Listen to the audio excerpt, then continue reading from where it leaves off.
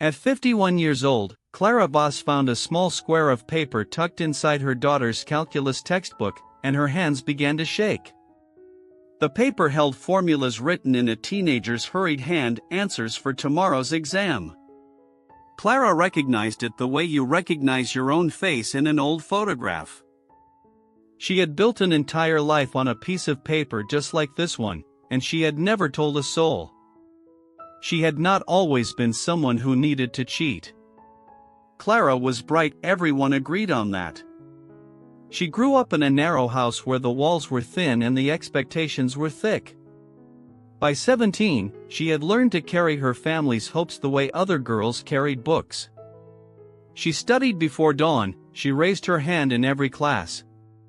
She never let anyone see how her fingers trembled when the test scores were posted on the board. Her teachers called her exceptional. Her parents called her their chance.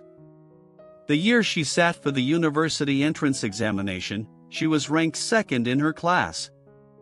Close enough to taste first place, close enough to be afraid. The night before the exam, Clara tore a small corner from a notebook page and wrote the formulas she kept forgetting. 14 symbols small enough to hide in her palm, heavy enough to change everything. The next morning, she sat in the examination hall with 200 other students.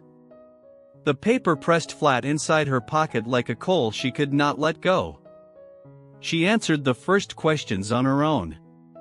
Then she reached the section that always undid her, and she unfolded the paper beneath her desk, just for a moment, just enough. She copied 3 lines. 3 lines that lifted her score from second to first, that opened the door to the top university, that closed it on someone else. The paper went back into her pocket.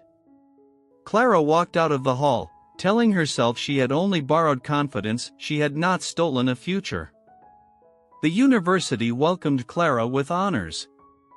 She worked harder than anyone to prove she deserved to be there, as if enough effort could reach backward and make her entry honest. She graduated near the top of her class and earned a position at a respected firm. She rose through the years the way people do when the right doors open at the right time. She kept that small square of paper for 5 years, she could not throw it away, and she could not explain why. Then one afternoon, she dropped it into a wastebasket at the office. She watched it disappear among coffee cups and old receipts. She felt free. But the paper had done its work long before she let it go. Marin Koch, the student who had ranked second by less than a single point, went to a different university. It was still good, still respectable, but not the one with the fastest doors and the strongest name. Clara never thought about Marin again, not once in 20 years. She thought instead about her own daughter, Lena, who was now 17. Lena studied before dawn the way Clara once had. She carried the same tightness in her jaw, and she would sit for the same university entrance examination tomorrow morning. And now Clara stood in her daughter's room, holding a cheat sheet she had found in Lena's textbook, and the house was absolutely still. She could hear her own breathing, and beneath it, the ghost of a sound. It was the soft whisper of paper unfolding in a quiet examination hall, 20 years ago, a moment she had buried but never killed. She looked at her daughter's formulas, written in the same desperate handwriting she once used, and understood that the debt had arrived at last.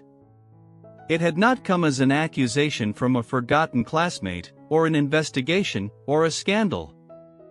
It had come as a mirror, held up by her own child. When you take something that is not yours, you steal more than a score or a place. You steal the knowledge that you earned it, and that theft goes on forever. You can build a beautiful life on a false foundation.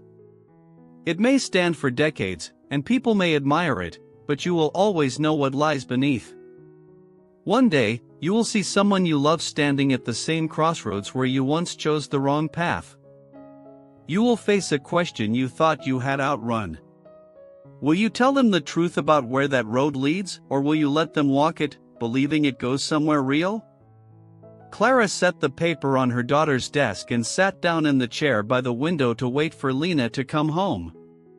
She did not know yet what she would say, only that she could not let a piece of paper decide another life.